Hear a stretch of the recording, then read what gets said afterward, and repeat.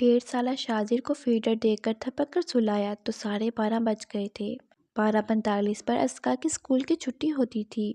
इसका ख्याल था कि अस्का को स्कूल ले जाने से पहले जल्दी से आटा गूंद लेगी, लेकिन अब मोहलत नहीं बची थी। 15 मिनट का तो रास्ता ही था।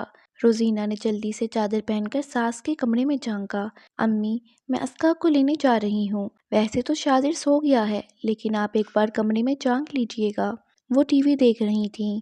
बहू की बात सुनकर खफा हुई। बच्चे को फिर अकेले कमरे में सुला दिया। कितनी बार कहा है मेरे पास सुला कर जाया करो, अब उठा कर लाओगी तो जाग जाएगा। अब रोजीना सास को कैसे कहती कि इतनी बुलंद टीवी की आवाज़ में शाजिर कभी सो ही ना पाता, और अगर वो ना सोता तो दादी आधे घंटे के लिए भी इसे संभालने की रवादार ना होती। भाई, तुम इसे अपने साथ ही ले जाओ, अब मेरे काबू नहीं आता। शाजिर के जागने की सूरत इनका मशवरा यही होता था। और शाजिर माशाल्लाह सेहतमंद बच्चा था। इसे गोद में उठाकर अस्का के स्कूल तक पहुंचने में वो हाँफ जाती थी। अस्का अलग खफा होती, आप छोटू को ले आई हैं, अब मेरा बैग कौन उठाएगा। बच्ची का कहना भी बेजाना था। दूसरी जमात में पढ़ती थी वो, और बस्ता इतना भारी भरकम के उठाकर चलना मुहाल हो जाता था। इसीलिए रोजीना की कोशिश होती कि वो बेटे को सुलाकर ही बेटी को लेने जाए। शाजिर सुबह 7 बजे का जागा होता था, इसलिए अमूमन इस वक्त सो जाता था। वो आराम से अस्का को ले आती थी। सुबह ऑफिस जाते हुए फरहान इसे स्कूल छोड़ता था। स्कूल वाली गली मुड़ते ही रोजीना की निगाह नुक्कड़ वाले बुक स्टॉल पर पड़ी, और फिर इसकी आंखें जगमगा उठीं। इस माँ का डाइजेस्ट आ चुका था। इसकी तवक्को से 2 दिन पहले ही डाइजेस्ट मार्केट में मौजूद था, और ये गैर मुतवक्का सी खुशी इसके लिए कितनी खास होती थी, इसका अंदाज़ा सिर्फ इसी की तरह डाइजेस्ट पढ़ने की कोई शौकीन ही कर सकती थी। शादी से पहले मायके में इन तीनों बहनों का ये मुश्तरका शौक था। वो यकम तारीख से ही छोटे भाई को बाजार दुराना शुरू कर देती थीं, और जिस दिन डाइजेस्ट आता इन तीनों बहनों में पहले पढ़ने के लिए खूब छीना झपटी होती। जब इसकी शादी तय हुई तो छोटी 2 बहनों ने शरारती अंदाज में शुक्र मनाया था। आपी, तुम बड़े होने का रौब जमा कर जबरदस्ती पहले पढ़ने के लिए ले लेती थी, अब हम दोनों बारी लगाकर पढ़ लिया करेंगी। शुक्र है तुमसे तो जान छुटेगी। तुम दोनों को तो अभी भी डाइजेस्ट बारी लगाकर पढ़ना पड़ेगा ना। शुक्र है मैं अब अपने डाइजेस्ट की आप मालिक होंगी, कोई दूसरा शराकतदार नहीं होगा। वो मुस्कुराकर बहनों पर जवाब भी वार करती। शादी के बाद जहाँ दूसरे बहुत से मुशागिल और दिलचस्पियाँ छूट गईं, ये शौक बरकरार रहा था। फरहान को बार बार याद दहानी करवानी पड़ती, तब कहीं जाकर वो डाइजेस्ट ला कर देता। शुक्र है ससुराल में कोई और पढ़ने का शौकीन न था। सास टीवी ड्रामे देखने की इंतहा की शौकीन थी। 2 बिन ब्याही ननंदे थीं, लेकिन वो भी कॉलेज यूनिवर्सिटी के बाद पढ़ाई में मसरूफ़ रहती, वरना अपने मोबाइल फ़ोन में गर्क रहती। अब रोज़ाइना को अपना डाइजेस्ट किसी से बांटना तो ना पड़ता, लेकिन घर के कामों की वजह से पढ़ने की फुर्सत कम ही मिलती। पहले वो 2 दिन के अंदर पूरा रसाला चाट लेती थी, अब एक नावल मुकम्मल करने में ही 5-6 दिन लग जाते। जो भी था, इसका शौक अभी तक बरकरार था। 2 बच्चों की माँ बनने के बावजूद वो अपने इस मुशगले के लिए वक्त निकाल ही लेती थी। जब से इसका स्कूल जाने लगी थी, डाइजेस्ट मंगवाने के लिए फरहान की मिन्नत समाजत का सिलसिला भी ख़त्म हो गया। वो घर से बाहर निकलती तो बुक स्टॉल से खुद ही डाइजेस्ट खरीद लेती। बुक स्टॉल वाले अंकल भी खूब शनासा हो चुके थे। इसके कदमों की धीमी होती रफ्तार देखकर इन्होंने इससे मुखातिब किया, आपका रसाला आ गया है बेटी। इन्होंने तला दी, बेटी को स्कूल से ले लूँ फिर वापसी पर लेती हूँ अंकल, इसने जवाब दिया। इस महीने इसके फेवरेट सिलसिलेवार नावल की आखिरी किस्त मुतवक्का थी, इसलिए डाइजेस्ट पढ़ने की बेताबी बढ़ चुकी थी। वापसी के सफ़र में इसे डाइजेस्ट खरीद लिया था। घर पहुंची तो शाजिर के रोने की आवाज़ ने इस्तकबाल किया। आज जाने वो कैसे इतनी जल्दी उठ गया था। वो अब चिड़चिड़ा होकर रोए जा रहा था। इतनी देर लगा दी, बच्चा रो रो कर हलकान हो रहा है। सास के काबी नजरों ने इसके हाथ में शॉपर और शॉपर में मौजूद डाइजेस्ट देख लिया था। तभी माथे पर देवियां चढ़ गई थीं। यही नहीं कि जल्दी से घर पहुंचूं, छोटा बच्चा घर छोड़कर आई हूँ। तुम जब तक 4 दुकानों पर रुकोगी नहीं, चैन नहीं मिलेगा। अस्का के हाथ में चिप्स का पैकेट और इसके अपने हाथों में मौजूद डाइजेस्ट सास को खफा होने का जवाब फराहम कर गया था। क्या हुआ मेरे बेटे को? आओ मामा पास। इसे शर्मिंदा सा होकर सास से निगाहें चुराईं, फिर बेटे को लेने के लिए हाथ आगे बढ़ा दिए। शाजिर को बहलाने में 15-20 मिनट लगे। अस्का यूनिफॉर्म बदल चुकी थी। रोजीना ने मोबाइल पर पोइम जलाकर शाजिर के सामने रखा, अस्का को बाइक के पास बिठाया और खुद फटाफट किचन का रुख किया। सालन अमूमन शाम को बनता था। اس وقت بچا ہوا سالن کام آ جاتا، لیکن کسی روز سالن ختم ہو جاتا تو دوپہر کے لیے بھی کچھ بندوبست کرنا پڑتا۔ پھر کیا کروں امی؟ آلو کے کٹلس بنا لوں؟ سالن تو نہیں بچا۔ آٹا گوندھ کر اس نے پھر ساس کے کمرے میں جھانکا۔ کٹلس رہنے دو، آلو پیاز کے پکوڑے بنا لو، ساتھ ہری مرچ اور پودینے کی چٹنی پیس لینا۔ ان کے کہنے پر وہ جی امی کہہ کر واپس مڑ گئی۔ دوپہر کے کاموں سے فارغ ہو کر وہ کمرے میں پہنچ تو ڈائجسٹ شاہزر کے ہاتھ میں تھا اور وہ اس کا سرورق پھاڑ چکا تھا۔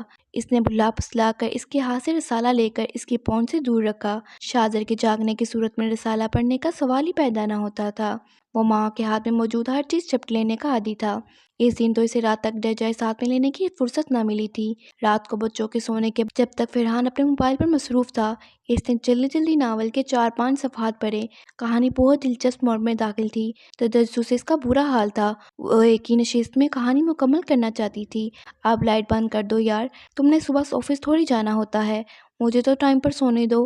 فرحان نے موبائل سائڈ ٹیبل پر رکھتے ہوئے بڑی سی جمائی لی۔ حالانکہ لائٹ اس کی وجہ سے آن نہیں تھی، بتی بجانے کا استحق فرحان کے پاس ہی ہوتا تھا۔ اگر اسے نیند نہ آ رہی ہوتی تو وہ دیر تک موبائل پر کچھ نہ کچھ دیکھتا رہتا، بلکہ اسے روزینہ کا جمائیاں روک روک کر برا حال ہوتا۔ لیکن آج چونکہ اس کے اپنے ہاتھ میں ڈائجسٹ تھا، سو کمرے کی لائٹ ہونے کی ذمہ دار وہی ٹھہرائی تھی۔ آپ آفس جاتے ہیں تب بھی آپ سے 1 گھنٹہ پہلے جاگتی ہوں میں، اور رات کو دوبارہ آپ کے صاحبزادے کو فیڈ کروانے کے لیے جاگنا پڑتا ہے۔ وہ بتی بجھاتے ہوئے بڑبڑائے بنا نہ رہ پائی۔ تو دن میں نیند پوری کر لیا کرو یار، گھر پر ہی ہوتی ہو نا۔ فرحان مفت مشورے سے نواز کر کروٹ بدل گیا تھا۔ اگلا دن ویسے بھی بہت مصروفیت بھرا تھا۔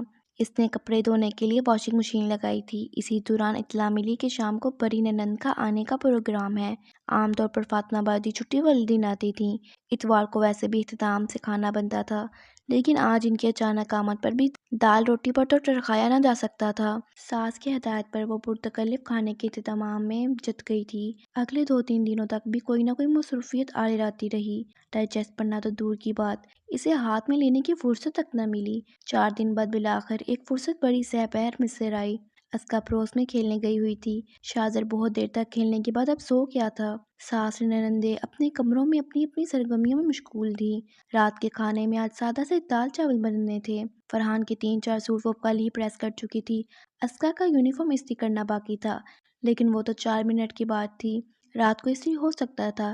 ایسی نوعیت کے 1-2 کاموں کو پس پش ڈالتے ہوئے اس نے ڈائجسٹ اٹھا لیا تھا۔ ایسی فراغت اور اطمینان بڑی کا فکر بہت کم ہی میسر آتی تھی۔ وہ بیڈ پر نیم دراز ہو کر رسالہ پڑھنے میں مہو ہو گئی۔ 10-15 منٹ بعد اسکا کی واپسی ہوئی تھی۔ کشف بہت بے ایمان ہے، آئندہ میں اس کے ساتھ کھیلنے نہیں جاؤں گی۔ ہم لوڈو کھیل رہے تھے، اس کا 6 آیا بھی نہیں تھا اور اس نے اپنی گوٹ اسکا، میرے بچے چارجنگ پر سے موبائل اتار لو اور سنو، ہلکی آواز رکھنی ہے، شفا والی ویڈیو دیکھ لو۔ روزینہ اس وقت اسکا کا کشف نامہ سننے کے موڈ میں نہ تھی، سو فوراً بیٹی کو مصروف کرنا چاہا۔ اسکا کو دن میں فقط آدھا گھنٹہ موبائل دیکھنے کی اجازت تھی اور آج اسکول سے آ کر وہ یہ وقت پورا کر چکی تھی۔ اب ماں کی طرف سے غیر متوقع اجازت پر وہ خوش ہو کر موبائل کی جانب لپکی۔ روزینہ پھر سے ڈائجسٹ میں مگن ہو گئی۔ 1-2 بار ڈور بیل بجنے کی آواز آئی، مگر وہ کہانی میں اتنا مگن تھی کہ متوجہ ہی نہ ہو پائی۔ 15-20 منٹ بعد اس کی چھوٹی ننند نے کمرے میں جھانکا۔ بھابھی، آپ کو امی بلا رہی ہیں۔ 2-3 بار آواز بھی دے چکی ہیں، قدرے جتاتے ہوئے انداز میں اطلاع دیتی وہ واپس پلٹی تھی۔ روزینہ نے اس کے جانے کے بعد ورق آگے پلٹ کر دیکھے، صرف 4 صفحے ہی تو باقی تھے۔ وہ دل محسوس کر اٹھی اور سلیپر پاؤں میں ڈال کر ساس کے کمرے میں گئی۔ ندرت کب سے آئی بیٹھی ہے، میں اتنی آوازیں دے چکی ہوں تمہیں، کہاں غائب تھی؟ انہوں نے اسے لتاڑا۔ ندرت آنٹی اس کی ساس کی پکی سہیلی تھیں۔ ان کے آنے پر پرتکلف چائے کا اہتمام ہوتا تھا اور یہ اہتمام اسی کو کرنا پڑتا تھا۔ شازیہ اور فائزہ کی سخت پڑھائیاں انہیں چائے تک بنانے کی اجازت نہ دیتی تھیں۔ ندرت آنٹی کو سلام کر کے واپس پلٹی۔ اتنے مگن ہو کر رسالے پڑھتی ہے بھابھی، کسی آئے گئے کی خبر تک نہیں ہوتی؟ شازیہ کی استہزاء سی سرگوشی اس کی سماعتوں سے ٹکرائی تھی۔ رسالے پڑھنے سے فرصت ملے گی تبھی کسی آئے گئے کی خبر رکھے گی نا۔ ساس نے تنزیہ انداز میں بیٹی کی بات آگے بڑھائی، اور یہ لفظ فرصت مانو اس کے کلیجے میں تیر کی طرح چبھا تھا۔